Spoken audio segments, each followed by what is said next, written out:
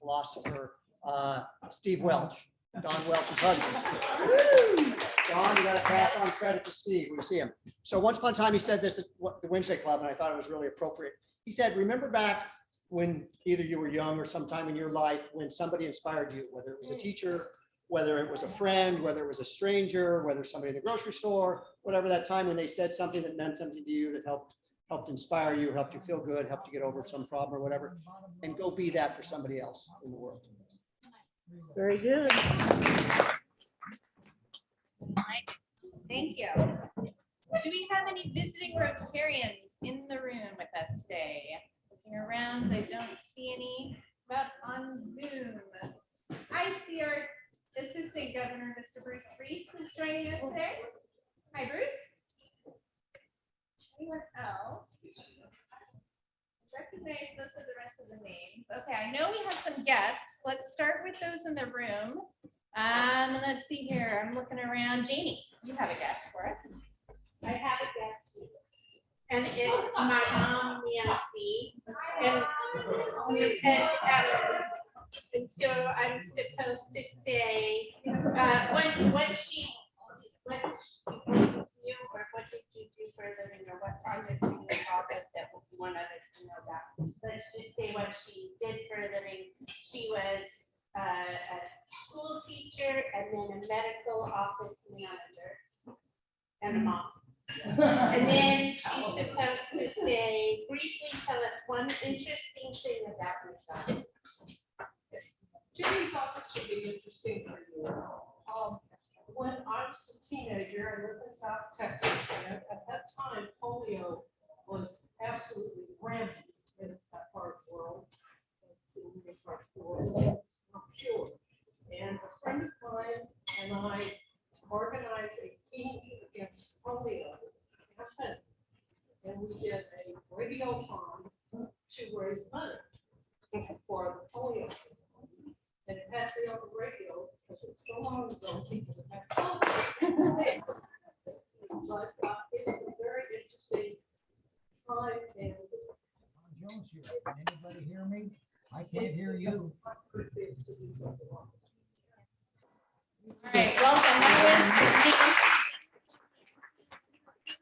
About her was the interesting thing about her, for those of you on Zoom who might not have heard, was that as a teen in Texas, she ran or helped run a radiothon to raise money for the fight against polio. All right, who else do we have in the room? Yes. Yes. Patty has a guess. Hi. I just met this lovely lady at the Women's Crisis Support Team event, Nancy Galloway. She's coming through the line. Is it talking? Yeah. Oh, you are. So Tony and I were doing this thing together, and Nancy leaves, and I said, she really looks familiar. Yeah. She's gorgeous, she's fun, she's smart, and she and her husband have been here about 2 years. And welcome. Isn't she great? What else do we have? Yes, there's still.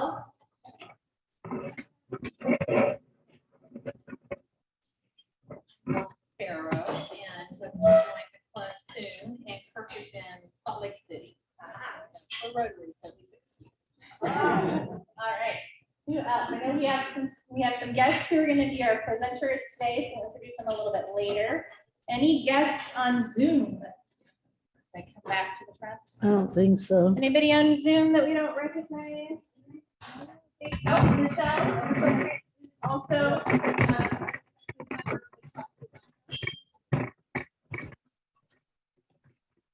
I pronounced her last name. I did? Oh, good. All right. Your hand is raised, Michelle. Did you want to introduce yourself? Hello, everyone. My name is Michelle Kite, and my membership with our club is in process. So I'm very excited. Thank you.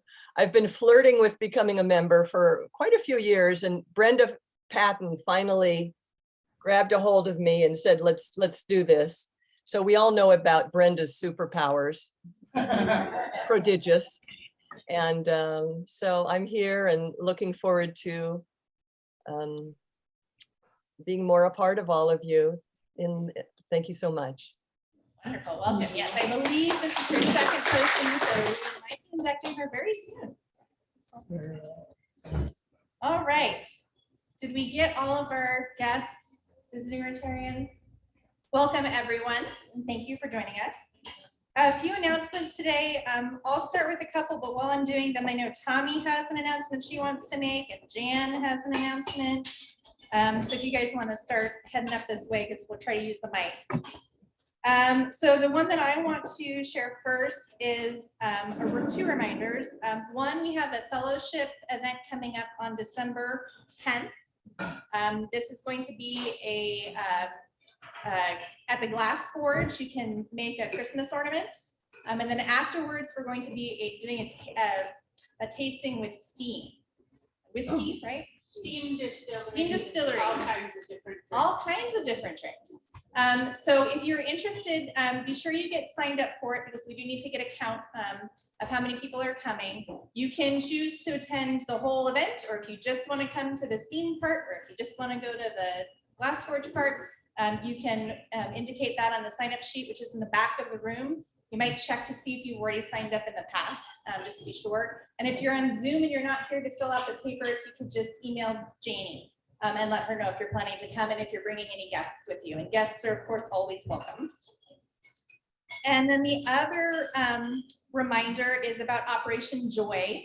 So we are collecting Christmas cards or holiday cards to sign for folks who are living in nursing homes in our community. And so if you have extra cards and you want to write some of them out and fill them in for folks, we want to get all of those completed cards to Janie by December 14th. So Thursday, December 14th, you can bring them to the meeting here or connect with Janie and find another way to get them to her.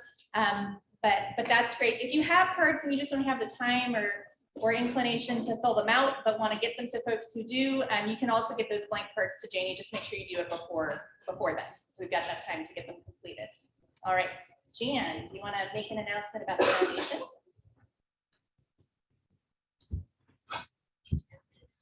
Hi there. I don't think this is. It's not real loud. We gotta really talk loud. And Yes, it's on. It's on. Okay. I have just had a little bit of an update for you about the RG Rotary Foundation. We were established back in 2018, and we did all the regular stuff that you do with a nonprofit to get ourselves legal and get the 501c3 going. The one thing we didn't discuss though at that time, and has come that we decided we probably got to do something about this, is we really didn't have the ability or anything documented on how we handle your donations to the foundation. And we decided we kind of needed to do something about that. So there was consistency and people knew what the expectation was for when they sent us money, which we like to get, by the way. So the board left last night and we adopted, based on Dawn's recommendation, a document called the Donor Bill of Rights. And this was developed by the Association of Fundraising Professionals. And what it is it basically says things like, you can ask about our finances. We'll give you a financial sheet. We're going to make sure that we keep your donations confidential. Lots of other things in this. But I just wanted to share it with you because I wanted you to understand that we don't care how much you get, $5 or $500, doesn't matter. We're just very appreciative of whatever comes to the foundation. And you should be aware that we don't tell anybody about this. We do have some times when we have project managers that will send me a list and say, I've had these commitments. Have they been made? And we will confirm yes or no, but we won't confirm the amount because we don't always get what may be discussed, or there may be a change, it may go up or down. So we just want to make sure that you feel comfortable that we are taking care of and keeping your donations confidential. So, if you have any questions. Okay, thank you. All right. So I am Sergeant of Arms today. And so I'm going to ask for stories if we have time. We find that we have time. I'm going to ask for stories, and the word or the theme of those stories is find. So if you found something you'd like to share, such as you found some advice from somebody that's been worthwhile, share the advice. If perhaps you find lost marbles, share your story of lost marbles. Or maybe you found a new way of doing something. So we gotta, we're just gonna ask for little stories, little snippets of stories today. Okay, so be prepared. Tommy?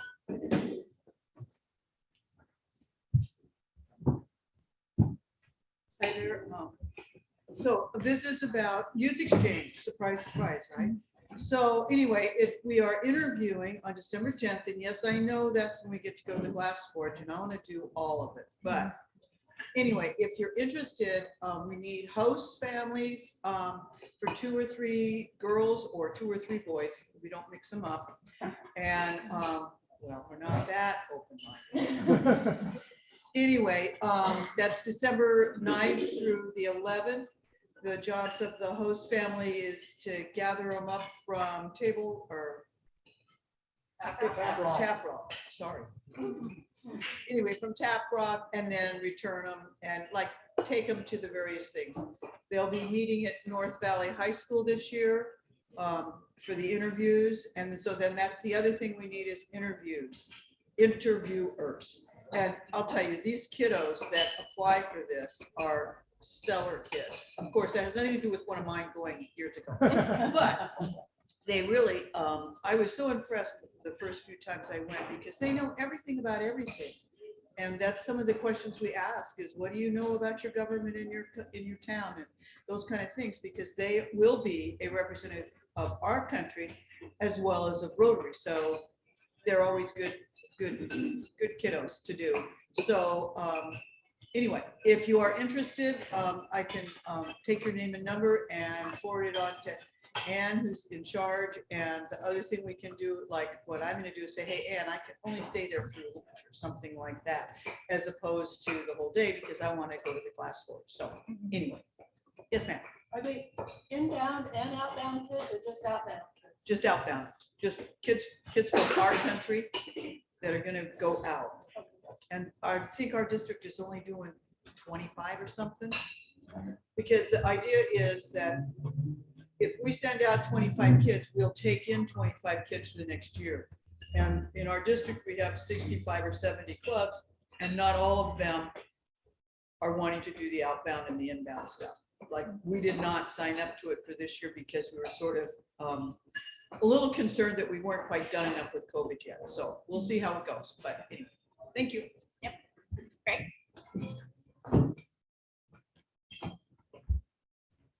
Thanks, Jane Marie, and thanks, Tommy. I can recommend interviewing those outbound students. That's a wonderful experience. If you're, one of the reasons you're in Rotary is to work with youth. It's a limited time commitment, but you really get a bang out of it. So I also wanted to help Doug, because in case we run out of time and the Sergeant at Arms doesn't get time to ask us for stories about things we found. I was walking over to Lincoln School today to do my reading. Thank you, Kelly, for organizing that. And I found a couple of plastic returnable bottles. And normally these bottles are worth only 10 cents. Starting Tuesday, they're going to be worth 12 cents. So for the 2 weeks between November 15th and December 1st, all the returnable cans and bottles are 20% match for the holiday drop off. So fill up your blue bags with your returnables and get an extra 20% starting Tuesday. Blue bags are back here, thanks to Bev. And more at the toy box. And then find his name in next week. Okay. All right. I see that Jody has her hand raised. Jody, you have an announcement? I do. I just wanted to give everybody a little update since I won't be at Rotary next week. Things are going great with the backpack program. I mean, I think darn near everybody in our club has signed up to come help. So thank you very much on that. Wanted to let you know that due to the donations we've received, we were able to buy jelly. So now we will have peanut butter and jelly both in the bag. And Delynn is working on packets. And Delynn is working on a great thing with Fran's Bakery across the street. She's trying to do in paperwork. We can get loaves of bread for $1.50, and then they give a certain number for free if we buy a certain amount. So like if we bought 200, they'd give us 16 for free. But she's working on paperwork right now to see if we can actually get them for 75 cents a loaf. So that would be beyond fantastic if we were able to get that. Those won't be stuffed in the backpacks. We will see about getting extra bags so that kids can carry them home separately and not squish their bread. But thought that based on the fact of the cost of everything, that being able to have peanut butter and jelly sandwiches might be an awfully nice thing. Wanted to thank, I got another really, really nice large donation, which is allowing us to be able to continue to add more things to the backpack. So thank you very much for that. But that also reminds me, for those of you that do send stuff in to Jan, as she said, it's confidential. You need to let me know what you sent in, because she's not going to reach out to me. Well, she will reach out, but we're going to work together on it. But she's trying to keep your amounts confidential. So you need to let me know so I know how much I've got in my budget. So anyway, thank you guys. It's coming along, and I won't see you next week, but I will be back yakking at you the week following. All right, thank you, Jody. Okay, I am going to try something here. So as you may have seen in the, if you got a chance to read the Navigator, trying to do two things at once. November is Rotary Foundation Month. And so I wanted to share some information about the foundation, and let me see if I can try to share my screen from a tablet. I've not done this before. See if that's the one that's going to work for me. Distinguish between the two foundations. Yes, I will. So part of that is distinguishing between the foundations. So we've just been talking about the RG Rotary Foundation, which is our club's foundation. And that's a way for you to make tax deductible donations to local projects that we kind of have more control over, where the money goes locally for our own projects.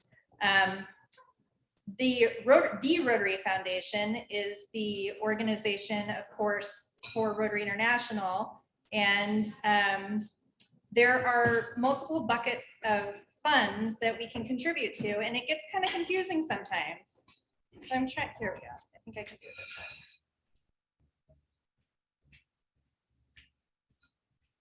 one. No. Maybe I can't.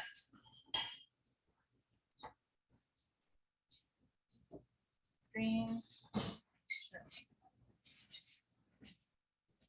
Does not look like it's working. Okay, we won't do it. I had this lovely PowerPoint slide to show you. I'll try to describe it. We'll see how well this works. To clarify kind of where your money goes and how it works when you contribute to the Rotary Foundation.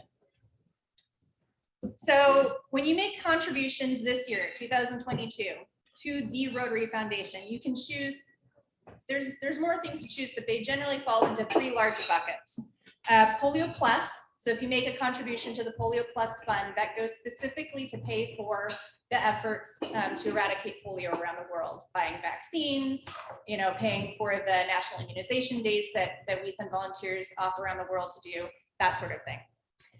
You can direct money to the permanent fund. So if you make a donation in your will, for instance, or if you specify money to go to the permanent fund, that's one place, and that kind of gets held in the permanent fund and earns interest, and that's the money that gets used. The third bucket, which is sort of the big one that we really try to advocate, especially for, is the annual fund. And that's the fund that gets used for a lot of different programs through Rotary. When you donate to the annual fund, the money goes into what's called the share fund. And it's held and invested for 3 years. So donations that are made in 2022 are invested, and we don't do anything with those funds for 3 years so that they can earn some nice money. That money goes to pay for the administration of the Rotary Foundation, which allows for close to 100% of your actual donation to go directly to the programs, which is awesome. So after it's been invested for 3 years, all of the money that comes into the Rotary Foundation gets split into two buckets. One is called District Designated Funds, and the other is called the World Fund, right? And so the District Designated Funds get distributed back to each district in Rotary International. So whatever money we donated in District 5110 in 2022, half of it will come back to us in 2025. So half of all of the donations that we make in our club here come back to our district 3 years later. And that money gets split up into the grants that we're able to apply for. And so we can apply for either district grants, which are smaller projects that we can use, and we can do projects locally, or we can do projects internationally. But we raise a certain amount of money as a club, we submit a grant application, and then the district matches us this year 1.5 to 1, right? So if we give $1,000, they give us back 1,500, or they add 1,500 to that. Did I do that math right? Yes. Yes. So that's great, right? And then the other grant opportunity is global grants. So if we wanted to do a much larger scale project internationally, a 30,000 plus budgeted project, we could apply for a global grant, and our district will match us 2 to 1. And then the Rotary International will match us out of the World Fund. They will match us 1 to 1 the district. So with whatever the district gives us, the Rotary Foundation will double that, and then they'll give us half of what our contribution is. So essentially, we're actually, I think, getting a 2, 3, 4 to 1 match on a global grant. So whatever we raise towards a global grant, we get 4 times that back to add to the budget for that project. So that just shows you the leveraging power of making contributions to the Rotary Foundation Annual Fund. And I would encourage you, if you haven't made a contribution yet, to think about doing it this month. The day after Thanksgiving, or Tuesday after Thanksgiving, is something called Giving Tuesday. I also wrote about this in the article in the Navigator. And Rotary Foundation was able to raise over $1 million just on that day last year. They're hoping to beat that. And so it's a great opportunity to kind of demonstrate sort of worldwide support for the Rotary Foundation in sort of a bigger way. So I would encourage you to think about making your contribution to the Rotary Foundation on November 29th. If you haven't already made one. And if you are so inclined to donate to the annual fund, it's a really great opportunity to get some of those funds back to our club to use for projects like Foundry Village or the Fork project that we're doing this year. So if you have questions about the foundation, because I know it gets confusing, we'll keep sharing information throughout the year. But if you have specific questions, please don't hesitate to reach out to me or to Kirk, who is our foundation chair this year. Any questions at the moment? Don't see me on Zoom. All right. And I'll see if I can get the slides that I was going to share out on email so you can see it for those of you who have a easier time tracking things visually. Okay. So we have an exciting presentation today from Ann Kellogg, correct? From the Chiron Center. And I'm going to ask Steve Rowe to come up and introduce her.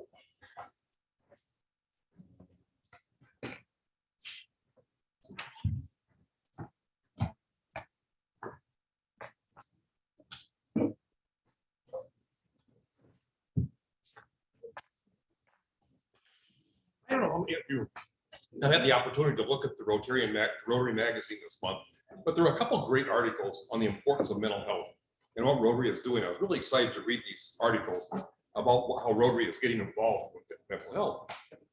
And many of you know, in June last year, I was involved. Christy and I were at home, and a person came up to our house and basically got a shotgun and shot us. Missed both of us by about 18 inches our head, and stole a truck. And at first I was doing okay, and then after about a week, and I can remember it was a Sunday, and Jim Hamilton, he's retired now from the Grants Pass Police Department. He came down and saw me on Monday morning, and he said, you might be suffering from this, not right now, but he said, if you need any help, you might give me a call. And so I said, okay. And everything was great at that time. And then during the next weekend, both Chris and I talked about it. We decided, okay, we're not doing quite so well.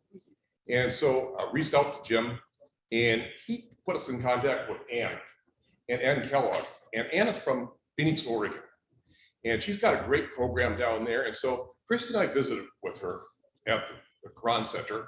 And in a couple hours, she really gave us a lot of good information that helped us through our trauma. And trauma, it doesn't have to be a shooting.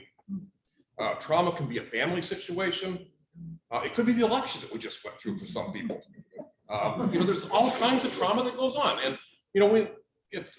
we all, I think, go through trauma. So I want to first of all, thank you so much to both of you. But basically, many of you know that I'm a big believer in mental health, and I know we all are.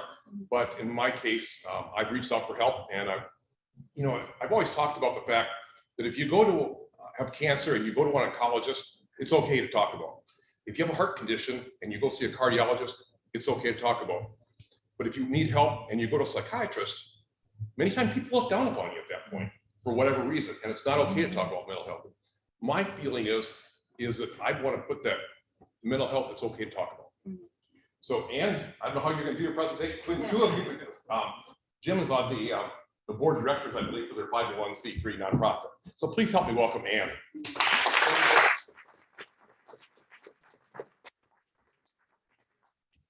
Good afternoon, everybody. Thank you, Steve. Thank you so much for this opportunity for us to be here and share a little bit about our organization.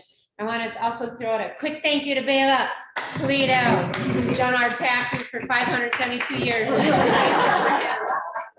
Like literally, I'm like, 3 seconds before the deadline, he's like, not a problem. I don't know what's happening inside, but it makes me feel so much better. Jim Hamilton, this guy over here, I don't know how much you know about Jim, but I've had the opportunity to be of service and work alongside of him for several years. I'm newer to Oregon. I've been here for 12 years. I'm originally from Wisconsin. I would say go Packers, but I don't even know what's happening anymore this season. And then I was in Los Angeles for 20 years. And that's kind of where I kind of cut my teeth and built my chops, if you will. Down there, I worked in public safety, primarily with structure fire. I was the mental health coordinator for Los Angeles County Fire Department. And I just had amazing opportunities. And my happy place was up in Oregon. I had really good friends that moved and moved up to Oregon. And so this is where I used to come to relax and just, try to decompress and to reconnect with the land and nature. And as I was getting to do so many wonderful things down in LA, and my health, my relationships, many things were not going as well as you planned. I'm like, why am I visiting my happy place? Why don't I move to my happy place? So I moved to my happy place and I kind of started over, and that had a lot of opportunity with it. A lot of difficulty too, saying goodbye to beloved friends and colleagues and resources and experiences, but getting to start in a different way. And that kind of introduced me to these people. I did a lot of on-scene support with civilians, sort of in service of similar things that Steve had gone through. On-scene support after a suicide, homicide, death of a child, home invasion, robberies, that kind of thing in LA. We ran a crew that would go out. It's what chaplains do here. It's like what the chaplains do in Grants Pass. So after a tragedy, they come and they stay for that first 1 to 5 hours. And I did that for 24 years down in LA. And we had a crew of about 38 volunteers, and it's just a wonderful organization. And that was kind of my extent of law enforcement, honestly, was kind of partnering alongside of them in support of their good works and being able to support the families, the business owners, the community members, the visitors, whatever, during the bad thing. But up here, when I moved up here, the contract, there's other folks that have actual contracts with resources. So I got kind of moved into law enforcement, which was a different, well, let's just say they're different in a good way. So the last 12 years have been a lot with partnering along law enforcement with our nonprofit. And I have to tell you, it's been a very different perspective for me. That with fire, and I do a lot of work with the wildland community, people are typically happy to see you. Typically they're happy to see you.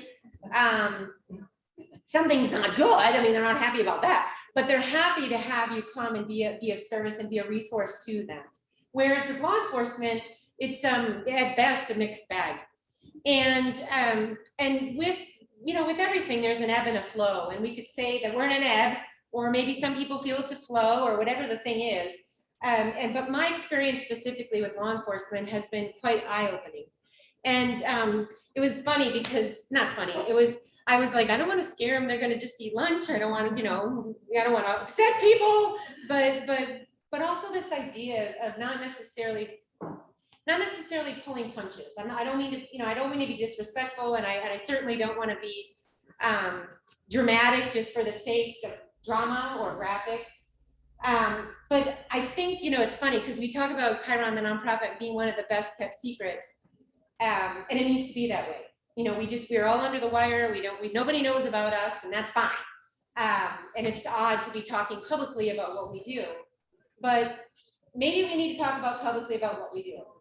And so this idea of just like a day in the life of a trauma mental health person, last week I'm sitting next to a guy named Tony, a beautiful man from Texas, and he does they call him catfish cops.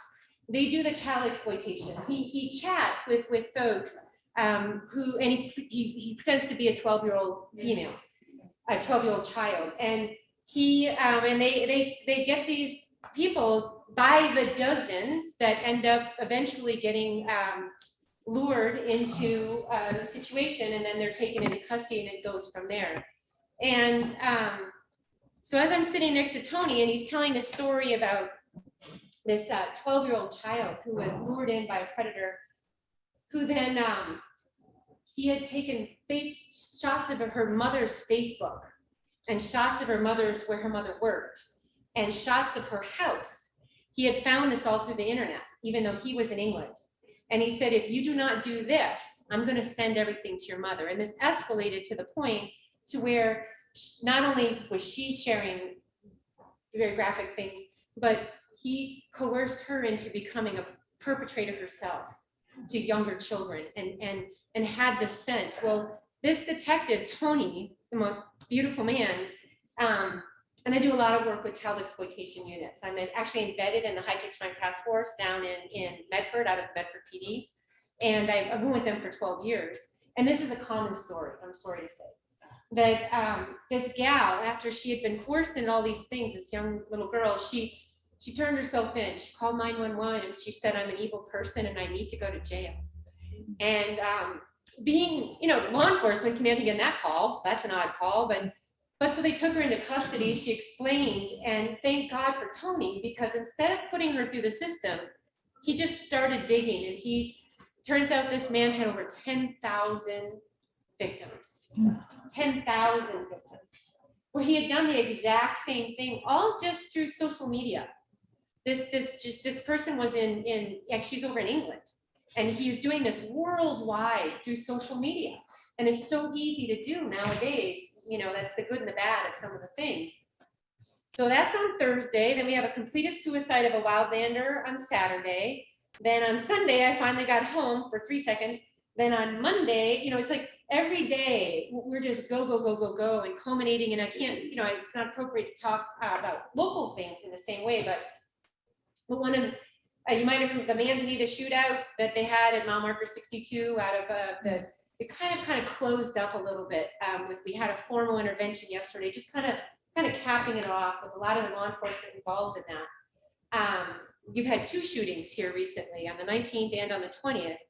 And this idea of talking to, for instance, the dispatcher who was on that call when the perpetrator shot her while she's on 911, that guy takes 20,000 calls in a year. 20,000 calls in 1 year. And he rates this one as in his top 10 currently. I mean, I'm sure it'll fall down the path as things go, tend to. But you've got guys who they were rock stars. I don't know if you heard anything about how this played out, but they were just unbelievable rock stars. That being said, this will all be released on video. These body cam videos will be released about how this guy was 666 tattooed on his face, and the shootout and what happened, and the gravity of what they went through. And they're 8-year-old kids. We were coaching them. How are you going to explain this to your kids so when he finds it on YouTube and he sees that that's his actual daddy or his mommy, how do you explain something now that they can watch and they can hear? Because it's public information, and our children have access to this now. So it's these types of nuances and layering that is just, it's a whole it's 10 years or 30 years of a career that folks are doing in a 10-year span. We are now cramming 30 years of work into 10 years based on the explosion of evil and crime. And nothing to anybody in this room, because I was just like, thank heaven, these are people who actually care. These are people who actually show up. These are people who actually maybe even vote, I don't know. But you know, when you think of what even just like the news about how Grants Pass, their sheriff's department, they're losing their funding.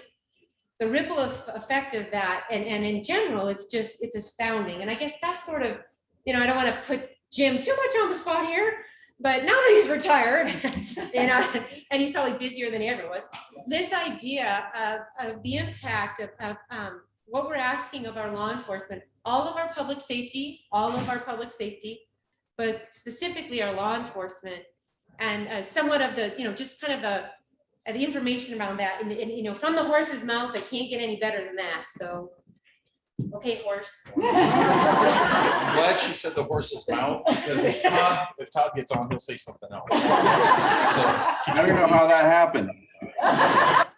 Keep him muted. Do not let him. So, yeah, a couple of things, and I got to give kudos to Ann, because when I started in my profession doing this in 1991, I worked with a lot of what we called old salty guys, and their take on how we dealt with things was you deal with it, you put it away, you move on, and that's how we handled it. And over the years, we realized, fortunately, in our law enforcement community, that that's not the right way to do it, because you can only put these things away for so long. Some of the things that we see and we do and we have to do are not things that the normal human psyche can deal with. So folks like her keep us from doing silly things. And the great thing was, we had an incident where we had officer involved shooting. We brought Annie in because we heard that she was a resource up in our area. And she sat down with our administration team. And in my world, I'm thinking, okay, these guys have been out for like a week. It's time to bring them back to work. Let's go, get back on the horse, and let's go for a ride. And I remember looking at her and saying, okay, so how long do we wait? She goes, well, let me ask you this. If one of your officers had a broken arm, how long would you wait? I said, well, until the cast is off and they can move it and get back into the fight, do all this stuff. She goes, their brain is broken. And I'm like, oh man. And it's one of those like, okay, you're an idiot. I'm like, it was a subtle way of saying, don't be stupid. So, but she taught us so much about that aspect of it that helps our folks going down the road that people don't realize, and even we don't realize, because we're supposed to put the suit on, we're supposed to go out, we're supposed to be superhuman, and we're not supposed to have feelings, and we're supposed to do everything. And literally we will go from, and Todd can jump in, but trying to breathe life into a 3-month-old to dealing with somebody's barking dog. And the people with the barking dog, their complaint is just as important as that death investigation we just left. And people don't know when we leave those calls. Why is that officer edgy? Why did the officer talk back to me? Why did the officer get so short with me? Well, it's because we just tried to save a 3-month-old that died, and we dealt with mom and the family going through all of that, and it stays with you. It's not something that you let go of, So she has come in and really helped us. I shouldn't say she, and it's kind of rude. She, her, that lady over there, those people, the brain doctors. I call them brain mechanics because they come in and tune us up all the time. But having the resource out to help us deal with that is huge. And then the overall impact of what goes on aside from just the calls that we deal with is the impact of the community. And even more so, when I started my career, I started with Rodney King, right? This happened in LA. It was a big incident.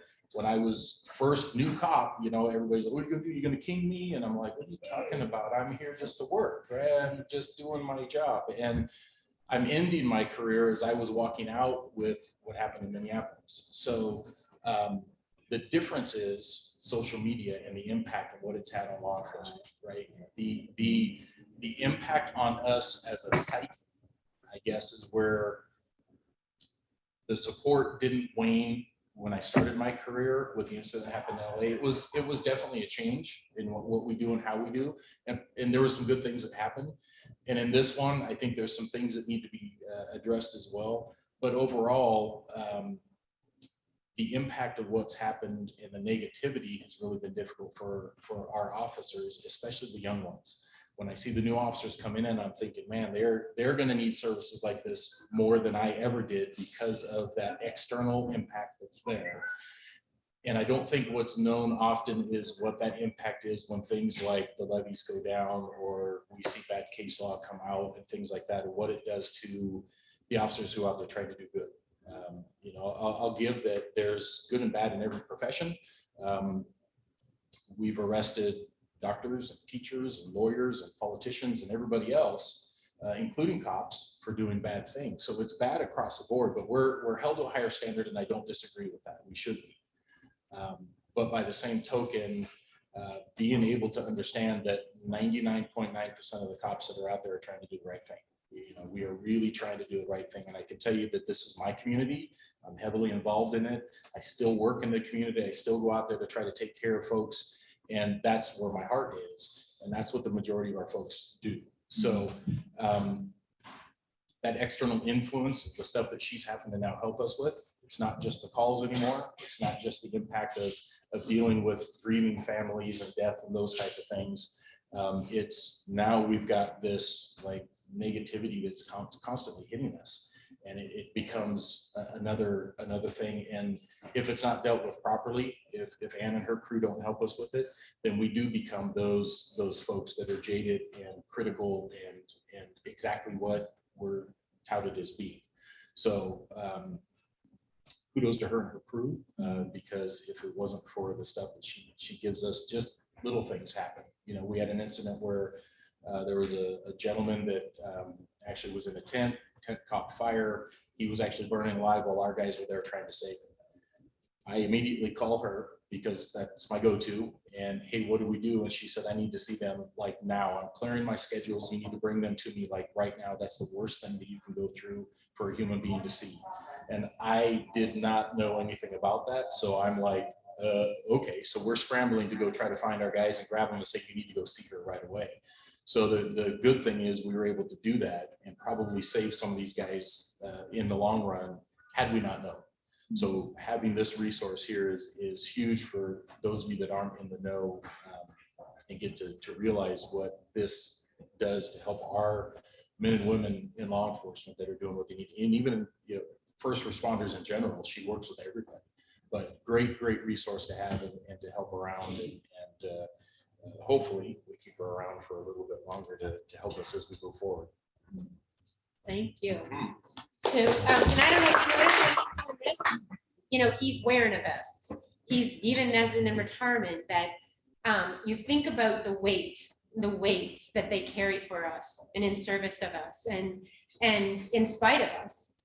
And that's where we come in. We try those invisible injuries, that cumulative, that, you know, acute. I think everybody kind of gets the acute kind of factors, but we're just so grateful for folks like yourself who step up, who step forward, who use your voice, your love, your resources, your connection, whatever your passion is, you know, whatever your thing that you're excited about. We're so grateful for who you are, what you're doing, and just want to encourage that, because this is not the time for us to back off in any way.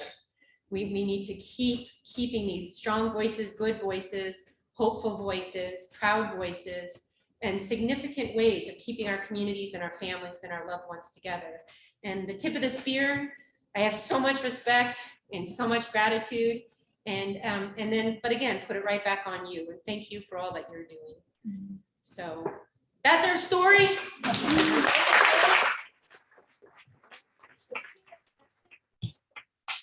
One question. So Ann, are you a volunteer to the local police department? Are you contracted by them, or? It's ish, yeah. I mean, ish. Yeah, we have a crappy business model. I don't recommend it. Yep, we're on a beautiful ranch, a beautiful 520 acre ranch that's owned by developers, and they're gonna bulldoze it and turn it into 10,000 houses at some point. But until that happens, they are being very generous and allowing us to have, to use that property. There's that little $20,000 a month though that I got to come up with that is a tough pill to swallow, to create this oasis for our public safety who come. Some stay in residence, Some just visit, some just come for a meeting or two.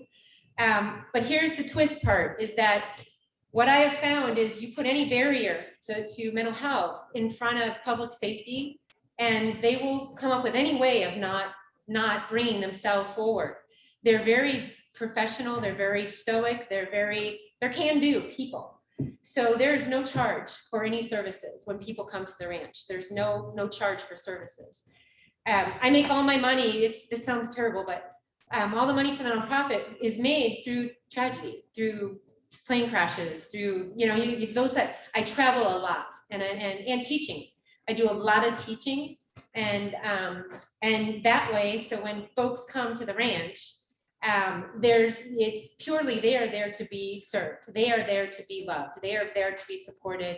They are there, and they can enjoy this beauty and this. I saw a quote when somebody was setting up their computer, this idea of we reconnect to the natural ways and heal at the speed of nature, the gratitude and the true movement that can make in our health and wellness. So we have this beautiful place that we're going to be looking for a new home at some, we got about 5 to 15 years. The only good news of the downturn is that maybe it's closer to 15. That's bad for other people. I know there's two sides to every coin. We are safe. We have a beautiful place for now. But eventually we're going to find our own spot and we're just figuring stuff out like everybody. We're all figuring our stuff out. Yeah, so I work a lot with Grants Pass. I work with a lot of different agencies. Yeah, there are a lot of different, resources. And Ann's not gonna plug it, but I'm gonna tell you guys right now that one of the reasons I'm still involved is because she's gonna be looking for a new home and the last thing I want to see is that go away. So we are actually starting a capital campaign. Steve, we kind of picked his ear a little bit about, hey, how do we get this going for fundraising to do things, to try to start a capital campaign, to get a location that will be available to the Rogue Valley, because we don't have anything here. The closest would be having to travel up north towards the Portland area, or you got to go down into the Bay Area. There's nothing like this for first responders outside of what she does. You have to go elsewhere. So one of the things that we're looking at doing, and there's several agency members that are involved along with myself, is to start a capital campaign somehow and get something going to help put that seed money towards her to be able to continue doing what she does. Because she's never turned us away, ever. Even folks that aren't associated with us, she has never turned me away when I've called her and said, I need your help. And that is huge and invaluable. So I don't want to lose the resource. So we are fighting to keep her around in the Rogue Valley. So hopefully we can reach out to folks like you who, you guys know the ins and outs of that better than we do. I'm just a Dome Street cop. I need help with a lot of stuff. So that's one of those we would be leaning on folks to say, hey, what do we need to do? How can we do it? Because the return on investment is way bigger than what we could ever imagine. Being on the receiving end of it, being able to talk to her about how to take care of our folks, I can't tell you how huge that is. So I'm going to give that plug before I got to run. And also on the Sobering Center boards, we have council doing a tour right now. So I got to go get there next. So thank you. Thank you.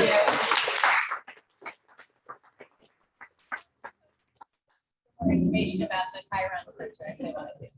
You can check out the website. We're still the best kept secret. Thank you so much for the plug, but it's we're not ready for that. Yeah.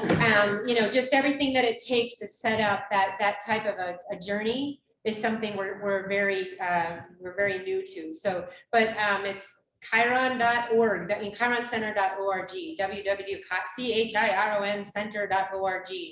It's funny, we have a good and bad news. It's the great news. There's a documentary crew that came out to the ranch, and they're going to be releasing the documentary. It's going to be kind of a big deal, apparently, in the spring. And I'm so excited, and I'm a little bit worried because as we keep talking about this, they will come. So we're just trying to get ready.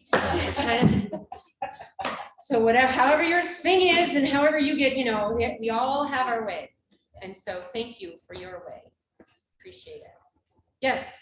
So do you have any training programs? How you can't do all of this all by yourself. So how do you recruit people and get people to help? That's sort of my next chapter. My quieter season is now through about mid-February. So my 2 goals for my quieter season is just brain dump, just get this out of my head, all this, because it's 30 years. I've been doing this work for 30 years. And just start writing, I'm calling them booklets, just like how to do a death notification, how to do, like just getting it out of my head, all these opportunities I've had. And secondly is that continue education for mental health professionals. In LA, when I was down there, we do 2 trainings a year. And you get 40 mental health people in a training. And honestly, you get maybe 1 that could actually do this work. By the time it's all said and done, it's not, it's a lot to ask. We ask so much of our public safety people and so much of them and their families. And it's a similar ask for mental health. Because you're not, it's vicarious. You're obviously not doing what they're doing, but you're taking on a lot for them as well. So that's the 2-pronged rant is, so, okay, fine. If we have to do that's a good thing with Zoom. Like I never would have thought Zoom worked because, we always are in person. But honestly, like maybe we get 300 people in the class and that would give us 30. And that's good. I like 30. That's really good. Yeah, so those are our 2 things that we're really going to be focusing on is just writing. I'm going to be writing stuff down and empowering the next generation. I'm 54. I mean, all my contemporaries are retiring. It's like, that's the one thing, public safety, and then they typically die within 6 months to 5 years after retirement at 54. I'm going to be around longer than that, I hope. But I got some work to do. I got some work to do to the next generation. We're already behind. And it's good they're asking. People are starting to ask for it. We don't have places to put them. We don't have resources to truly give them. So that's my next, whatever the month that is, November, December, January, 4 months. In addition to getting my stuff to Bela, not in the last minute. Yeah. Any other questions? I want to say thank you. And too often, Dickens said, the worst of times. That's what people say. But really, it's the best of times. Thanks to people like you, this organization, it is the best of times. Excellent. Perfect. The resource that we call it used to be called the green sheet because it was green. Now it's just the white sheet right there. So it's just some information. This is a very common, this is kind of our #1 stable handout that we give after trauma. So it's just as an example, or maybe it's a little more personal. I think all of us have been through our thing or unfortunately will go through our things. So there's a resource that Steve is going to hand out. And again, it's just something for us to kind of keep in our back pocket. And the true gift is through community and through our families, our chosen families, our communities, our resources, our peer support. That's where all the power is in groups, not necessarily the predators or the victims. It's this bystander, the true power is exactly here in this room. So thank you for what you're doing. Thank you.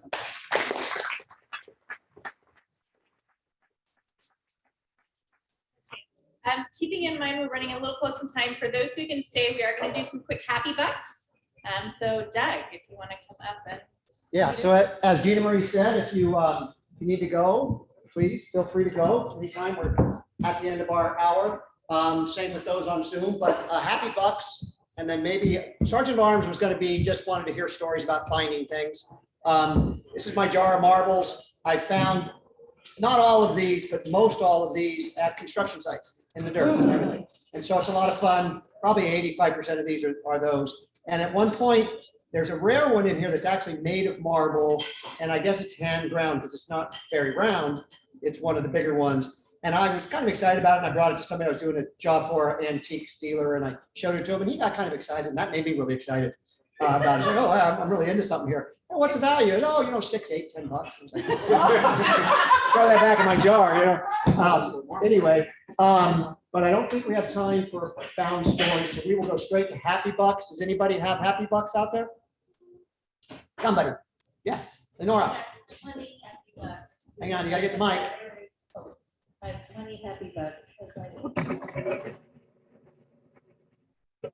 that we can somehow find a way as a group to support them. Lynn. I have 2 happy bucks bucks because I missed the announcement, so I apologize for that. The Internet Kudos are making their ornaments. Thank you for the button donations next Friday from 12 to 4 at North Valley. If anybody wants to help, they're going to sell them at their North Valley Christmas Bazaar, which is the first Saturday in December. And then I have 25 happy bucks because today is my 25th work anniversary with Bill.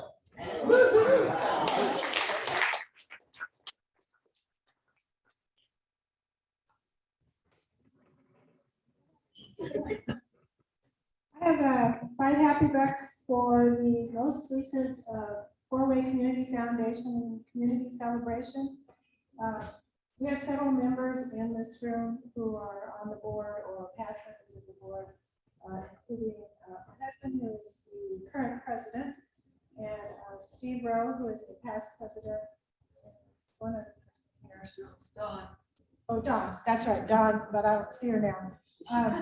And I'm a past board member as well, and it was one of the best celebrations that I've been to, and I've been to them for many years. And we were celebrating Brenda. I didn't see you here. We were right behind them all the time. As you have always been. So we celebrated her winning the Louis Schultz Award, and I want to try it.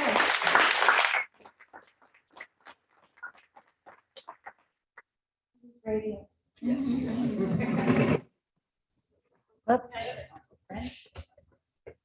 Well, I'm gonna donate $40 because it was the most awesome experience in my life. And it's so wonderful to be honored for doing something that you get so much joy from. So I want to thank everybody for the celebration and just having that thought of endorsement or an okay, you're doing good, girl. And so thank you again so much.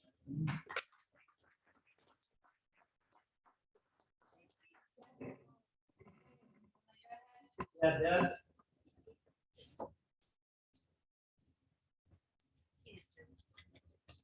Debbie, Deb? She's working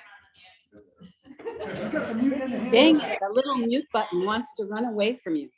I have happy bucks also. I have happy bucks to honor and echo Margaret's comments and say, Brenda, I'm so proud to be a part of your world. It's just awesome. I'm so anxious to see your actual forest, your enchanted forest tomorrow.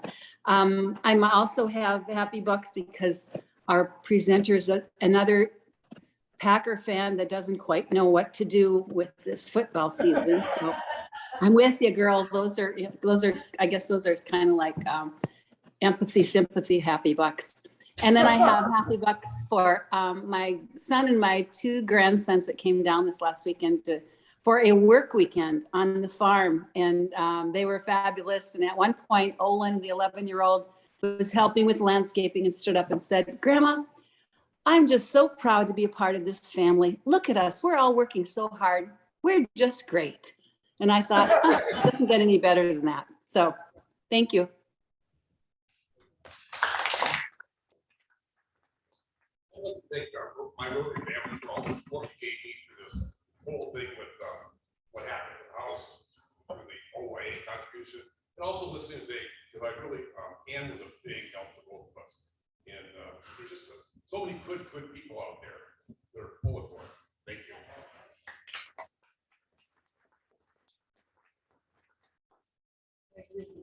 Thank you for all that you do. And my happy bucks are for that Brenda got honored at the four-way. That was absolutely great. I've gone to many four-way things, and I agree, Margaret, it was one of the best. So thank you everybody for all that we do, and let's just keep doing it. Yes.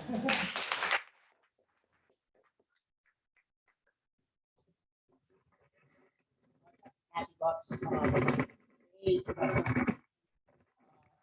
no organization out there doing that. I think for the police force, fire departments, emergency rooms, when you're dealing with that stuff every day, it becomes contagious, I think, and that stress and anxiety and dealing with people, police force especially, that are in a bad way regularly. I think it really does bring you down and can really leave an impression on you. So I'm glad there are organizations out there. And then tomorrow is Veterans Day, so some happy bucks for veterans. And I wish we could include police officers, fire department, people that deal with emergency situations like that. But I think that is it. Unless anybody's got something else. No. All right.